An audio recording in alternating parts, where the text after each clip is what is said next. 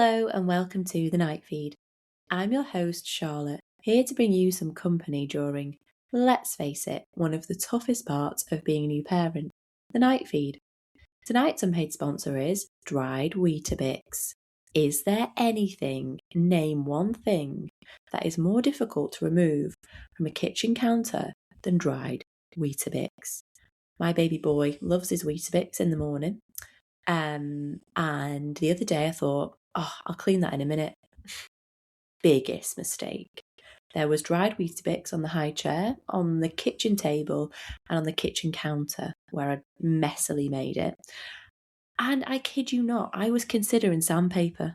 I was scrubbing with the kitchen sponge, warm water, fairy liquid, and I was like, am I broken? How can I not remove this food from the kitchen counter? I considered Jason's electric sander mouse thing, which I've never used in my life.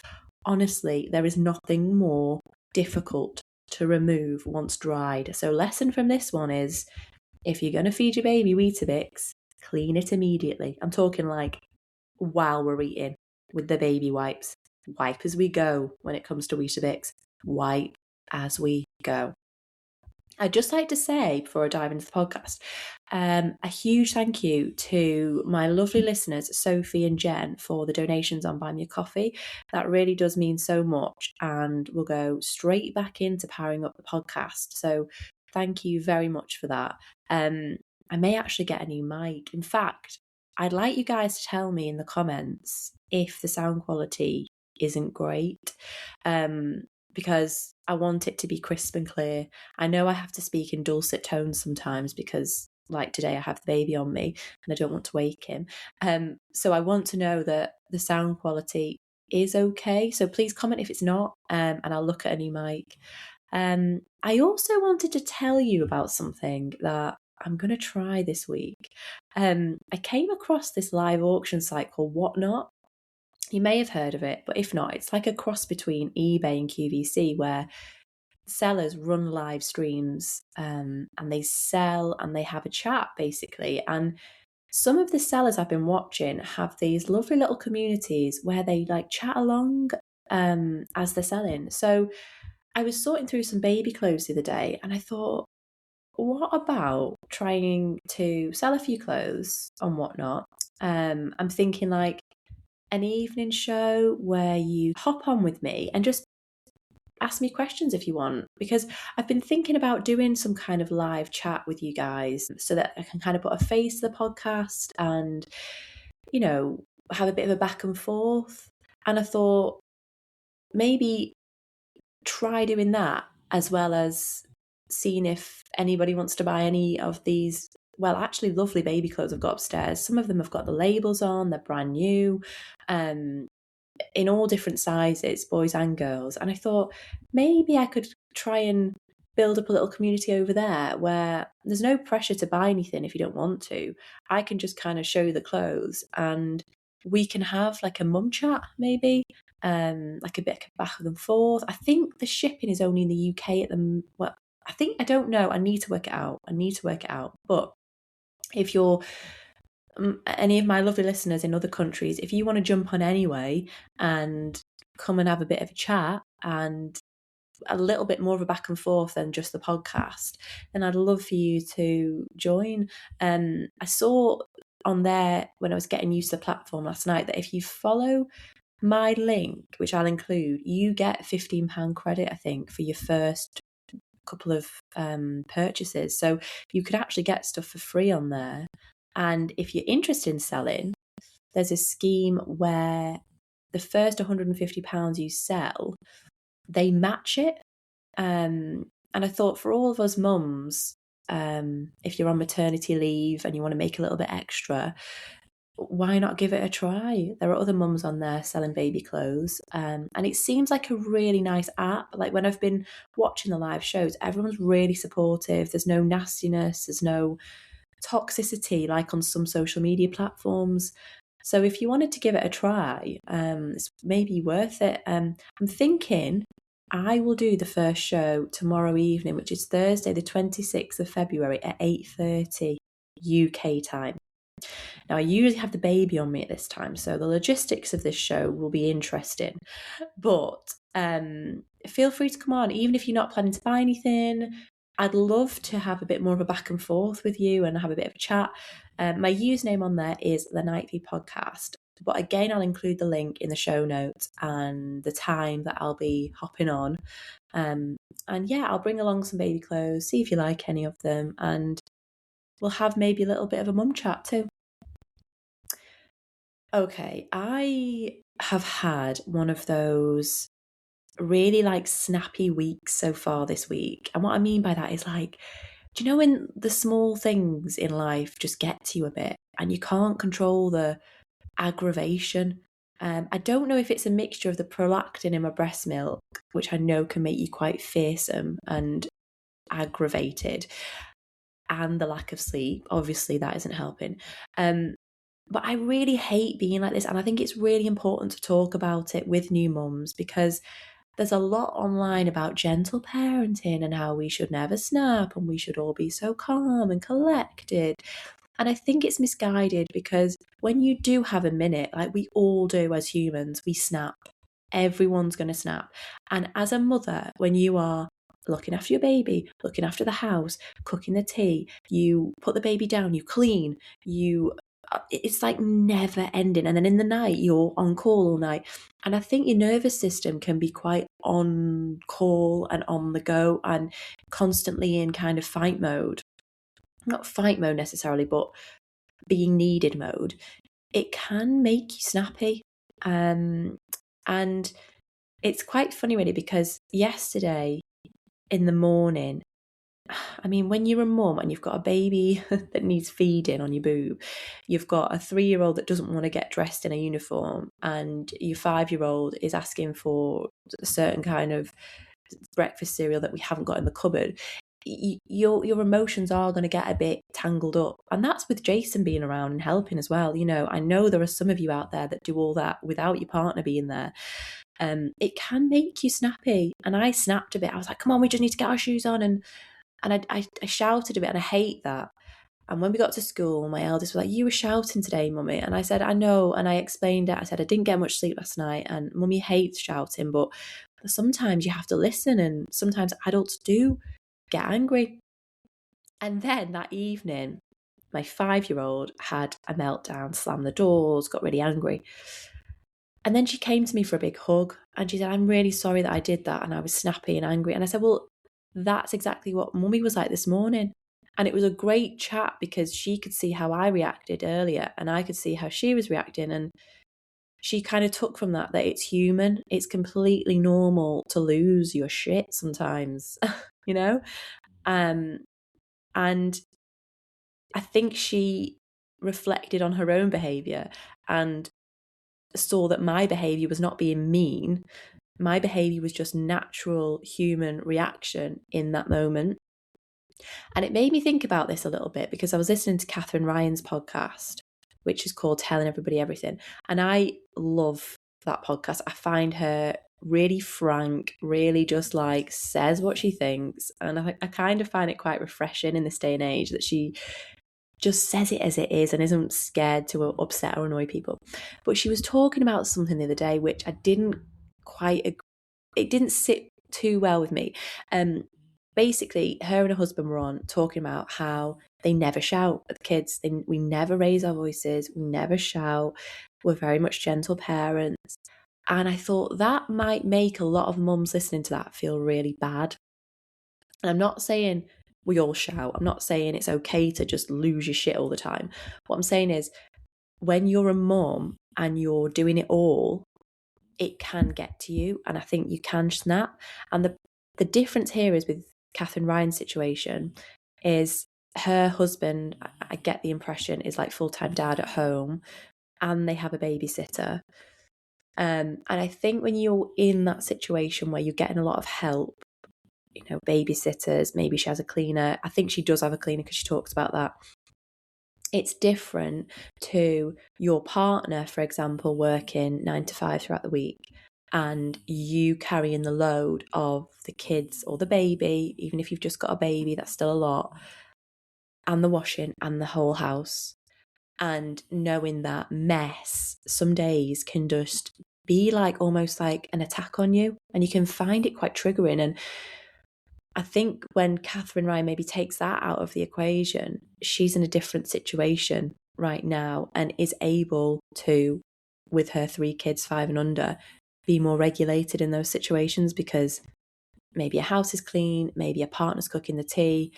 It's quite different. So if you're seeing things like that online and you're thinking, oh my God, I'm such a snappy bitch, just know there are times when we all have those moments. And I'm not saying, oh yeah, let's just shout all the time, because obviously that isn't good. But it's acknowledging that sometimes as a mum, you can be in survival mode. And in those moments, it's good to ask for help. Like my mum messaged me yesterday and I was right in the middle of the thick of it. And I just messaged her back really honestly. I was like, I'm really struggling today. It's one of those days. Everyone's just up the wall. I'm up the wall. And she was so good. She rang me and she said, it's normal. It's completely normal. We all get to those points as mums, you're doing a great job. And it was just the pep talk I needed, you know? So I think when you're in the thick of it, having that person to give you the pep talk, whether it's a friend, your mum, your partner, and just knowing, or just put this on, this bit of the podcast and be like, yeah, it's normal. I just need to regulate myself. And asking for help, asking for that hour to yourself can make such a big difference.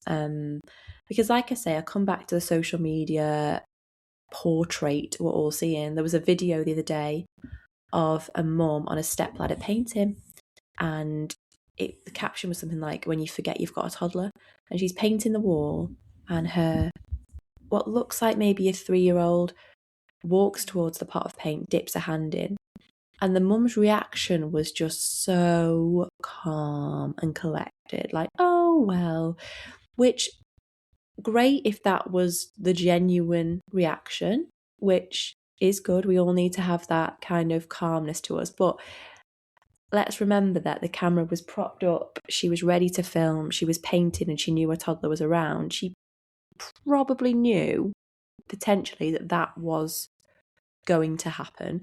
And all the comments were like, oh my God, you're so regulated. Oh my God, I feel terrible. I'm such a bad mom. I snap at things like this. How do you stay so calm? And it's just my reminder that social media can be deceptive. That was all being filmed. Maybe that was being filmed to show how calm she is, but maybe not. So just take some things you see with a pinch of salt and know that we all have our moments and we all need more sleep. I went to bed last night at 9 and I feel so much better for it. So if you can, just try and get more sleep, because it massively, massively helps. I was talking to my lovely Nan the other day again, and I've spoke about my Nan on the podcast before. She's 93 years old, and when I get one-on-one with her, I love hearing about her life when she was younger, growing up in the 1940s, what that was like. And I went over the other day because it was half term and I had all 3 kids. So I was like, I need to do things that occupy the kids, occupy me. And, going out with 3 under 5 can be challenging, especially when you're on your own. But I went to my nan's and I thought, it's hit and miss sometimes. Sometimes the girls just want to play with the ornaments and it's all a bit mad. But this time was lovely. They were playing with their jewellery on the floor. They were going through all different bits and bobs that she had on her little side counter. And the baby had a nap on me.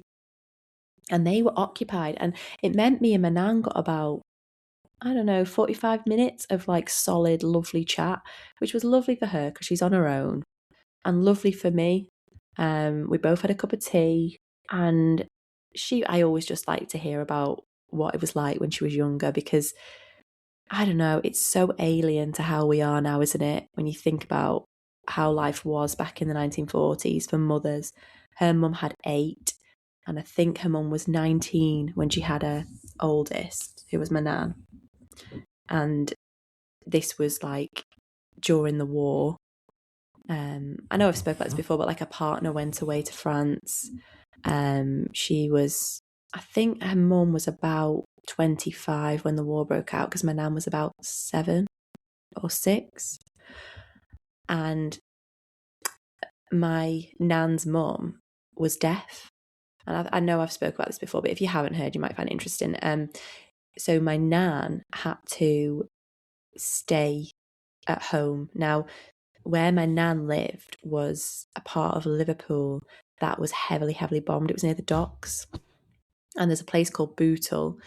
And I read online that only 15% of Bootle was left standing after the war. So where my nan lived was a little bit further down. I know I have listeners in Liverpool. She lived near Breeze Hill, in a terraced house there. And she had to stay at home with her mum when all the other children were being evacuated, because at the time, her mum had a small baby.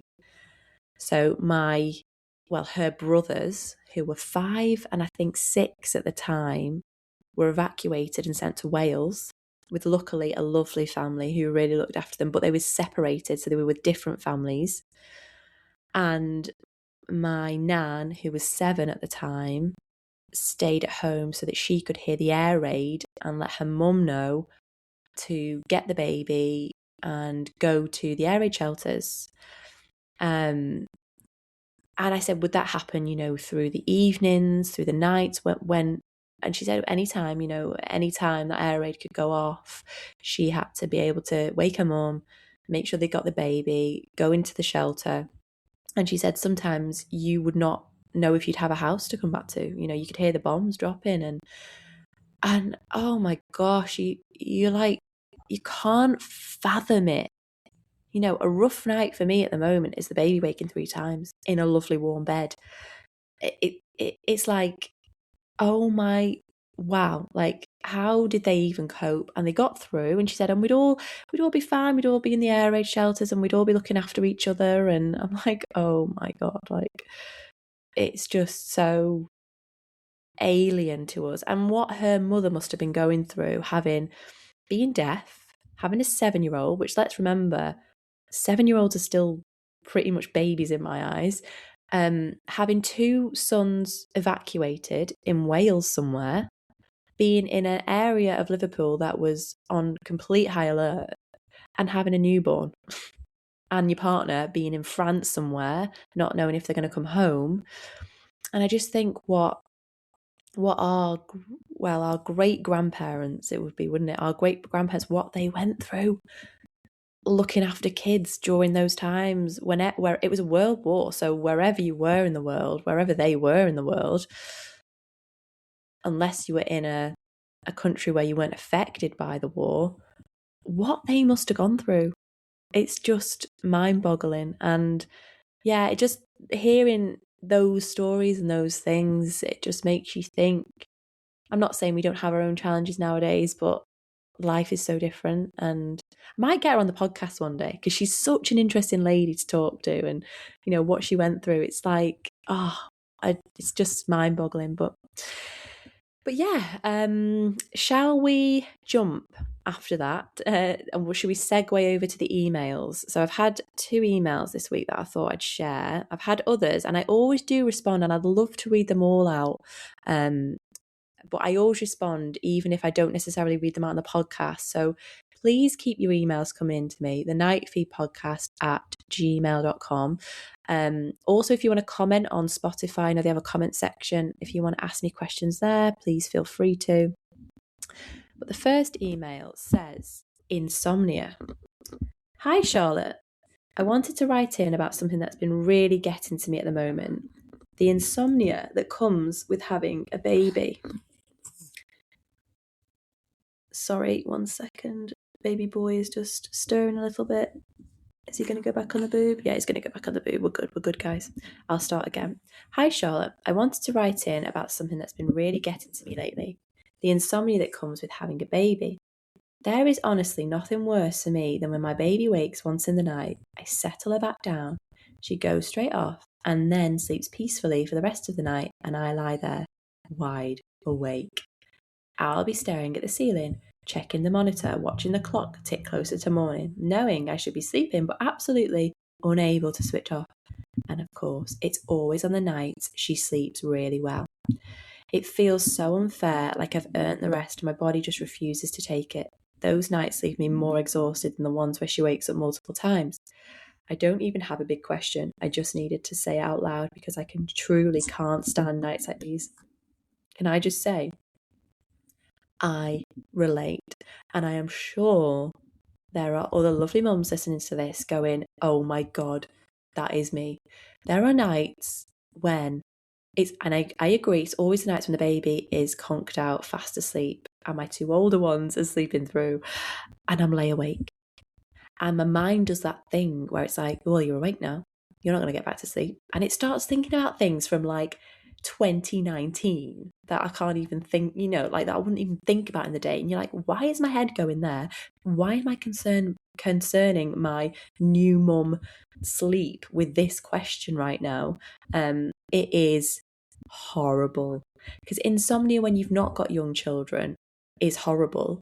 I remember having it a little bit when I was in my 20s and being like, why can't I sleep, and being exhausted. And when you've got babies on top of that, it is horrible.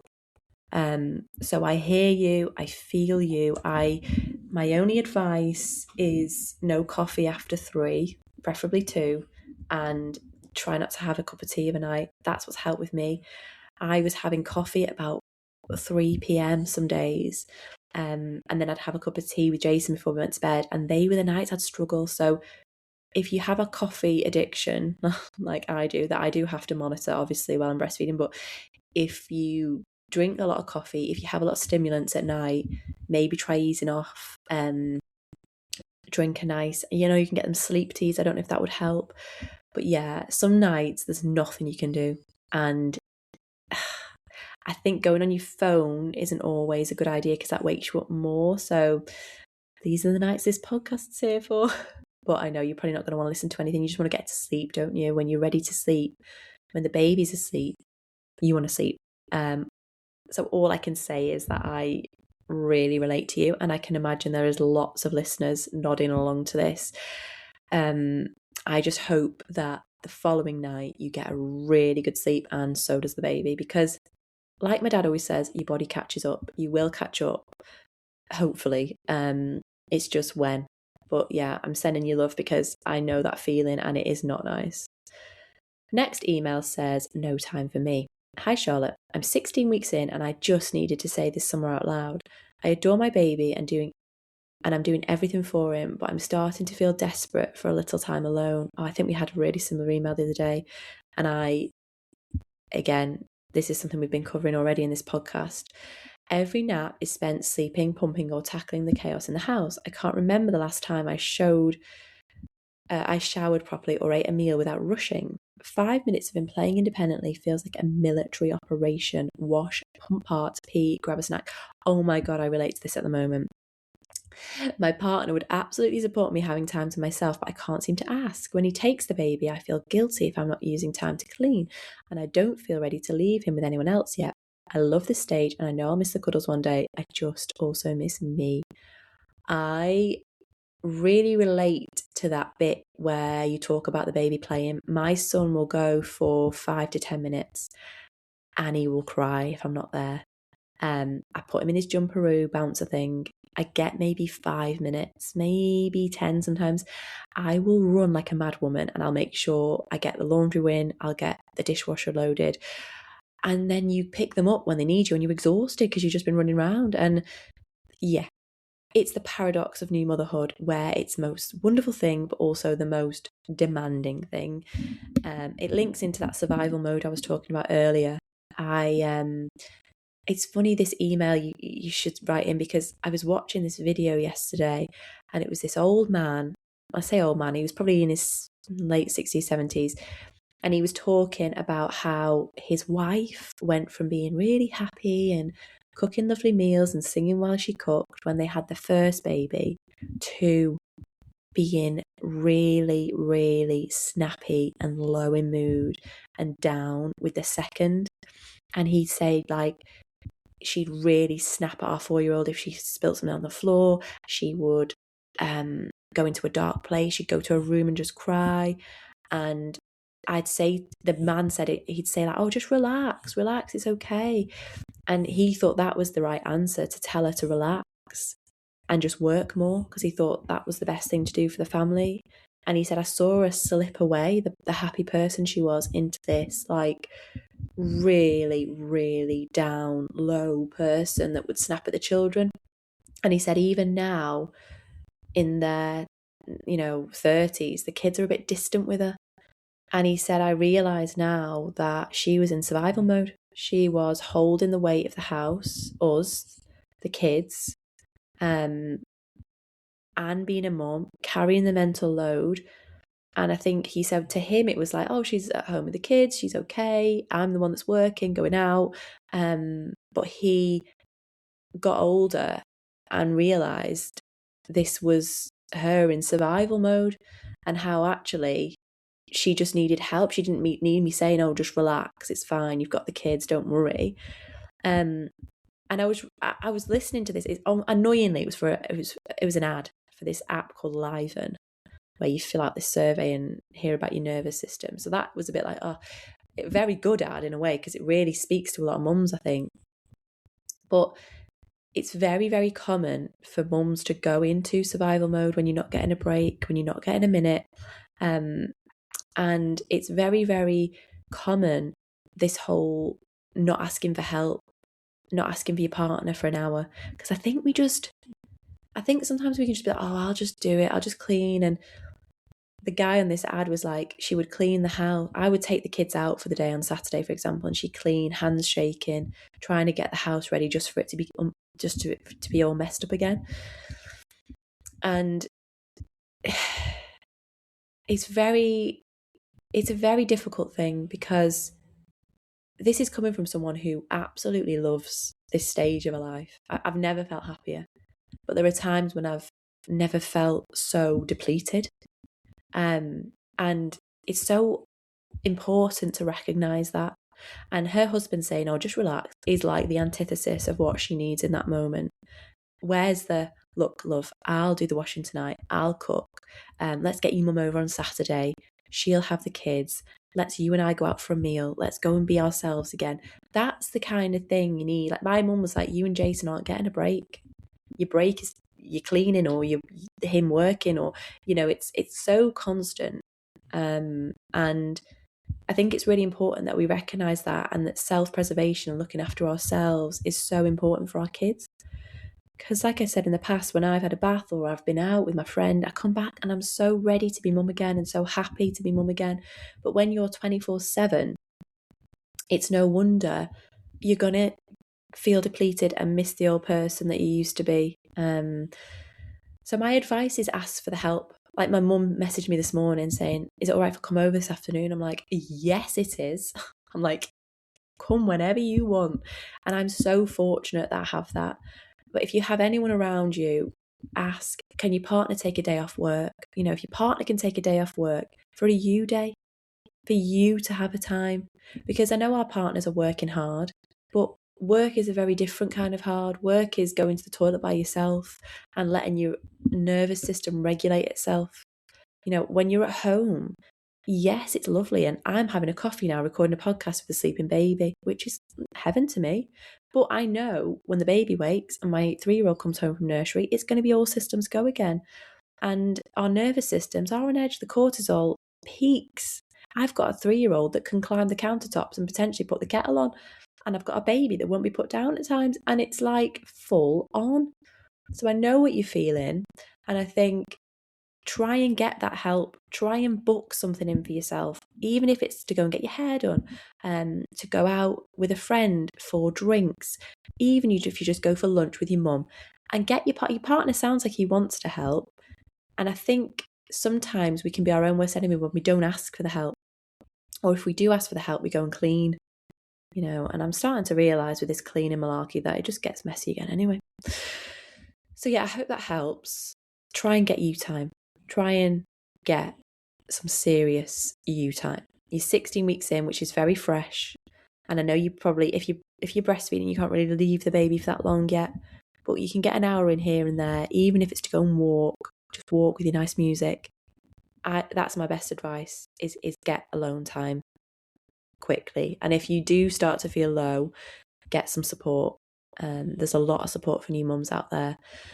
But yeah, I hope you feel better and I hope you get that alone time. Next night is what's trending. And I saw this post on Instagram that said this season is just 2% of your life. And instantly I was like, no, it's not. Can't be.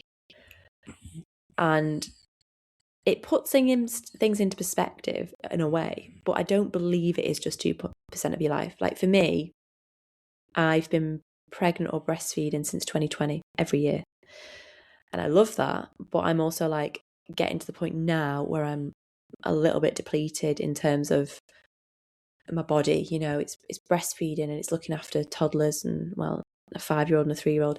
And I think when you see posts like that, like, oh, it's only 2% of your life, this season will pass, enjoy it.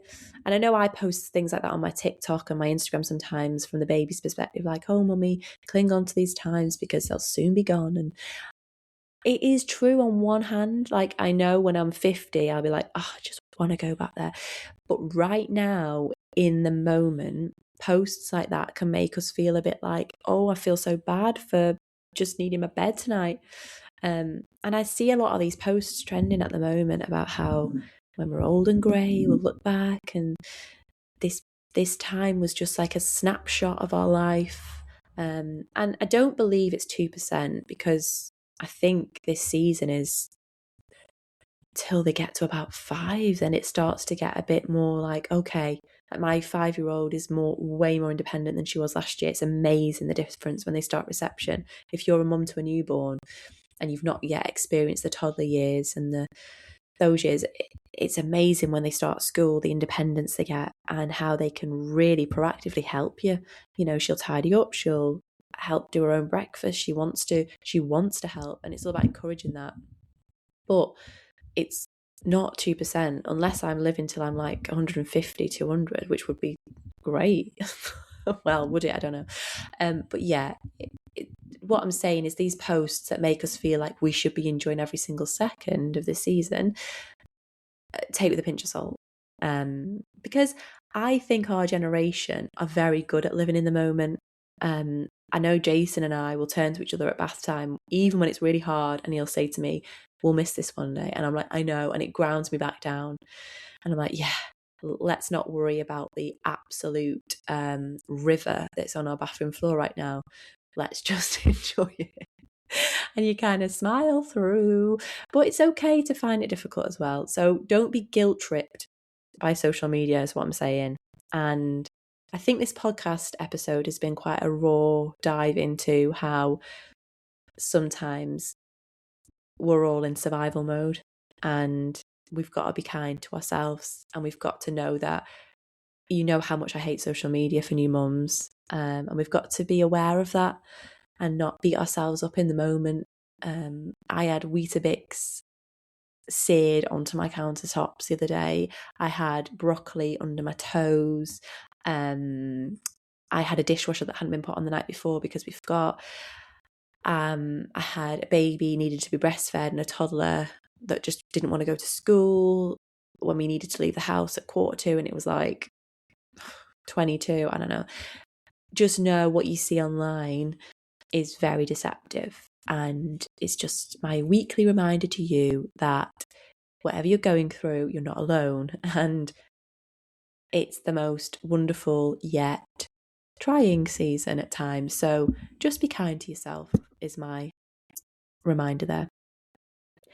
Tonight's self-care tip is the parallel you check-in. I saw this online. I thought, what's the parallel you check-in? Okay, so once a week, ask yourself, what would the version of me pre-kids need right now? Not the mum you, not the exhausted you, not the survival mode you, the you who had her own interests, opinions, curiosity, plans pre-kids. And then what it says to do is give yourself a micro dose of that. So here's a few examples. Okay, old you love podcasts about business. Listen for 10 minutes whilst folding the laundry. Oh, that's not a good example, whilst folding the laundry. Okay, not whilst folding the laundry, whilst lying on the bed and having a bloody break. That's when you need to listen.